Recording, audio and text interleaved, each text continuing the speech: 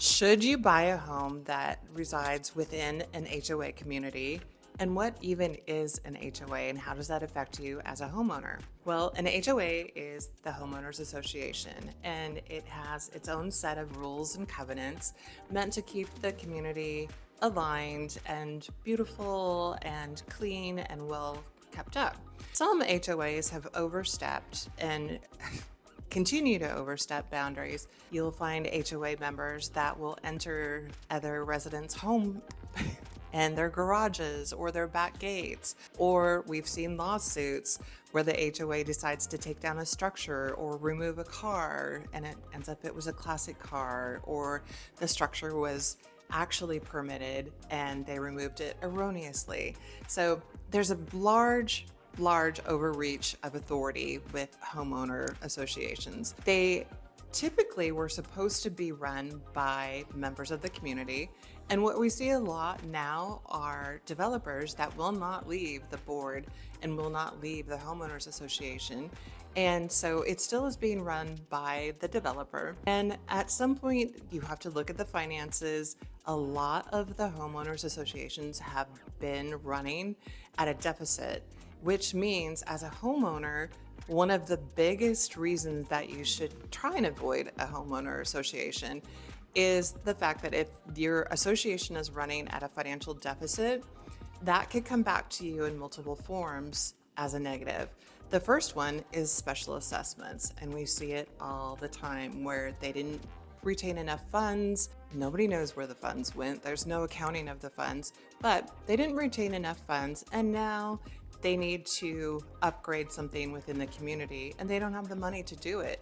That could be a special assessment to each homeowner of anywhere between several thousand to 50,000. You have no idea what they might assess to do the work that's necessary with the funds that they should have retained but didn't. And then you also see if you miss a payment, you're out of town, you don't have it set up on recurring payment to pay your homeowners association fee, they can actually take possession and foreclose on your home, and your home belongs to the homeowners association within about 60 days. It's a very scary, authoritarian environment where a lot of homeowners don't know what they're getting into with an HOA. Another scary scenario with an HOA is if they're not operating on enough funds and you go to sell your home and there's a title search, and they're also going to look at the availability of funding within the HOA. Every HOA is supposed to keep a reserve amount of funds to keep it liquid.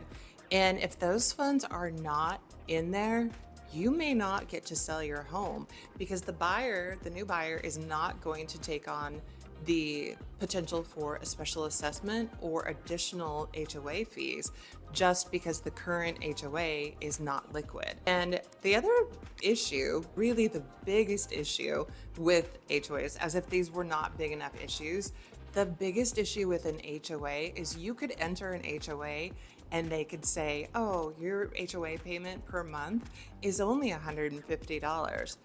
3 years later, you get a new notice in the mail saying your new homeowner's fee is $1,500 because of insurance purposes or upgrades or whatever they may decide that they want funding for. You have no control over whether or not your HOA fee stays at the $150 or goes to $1,500. And that is a huge detriment to people and their their livelihood. Most people are not looking at a HOA fee and thinking, oh, it's $150, but it could go up to a significant amount more. And where would that put me in my budget? There is no guarantee that an HOA fee will stay the same or even similar to the same. And we see it all the time in coastal areas, and everybody's like, oh, well, you took that risk buying on the beach. We're now seeing it in areas that traditionally have not had huge increases in HOA fees. There's an HOA that's being sued by the residents, and the developer is on the board and decided to increase the HOA fees from, I think, $180 a month up to $700 a month, strictly to cover the lawsuit from the homeowners. So There's not even a guarantee of fairness in their dealings with the homeowners. So this is why I always say if you can find a home outside of an HOA, that is the best route to go. And when you're looking at homes and judging which home is for you, that might be one of your main considerations.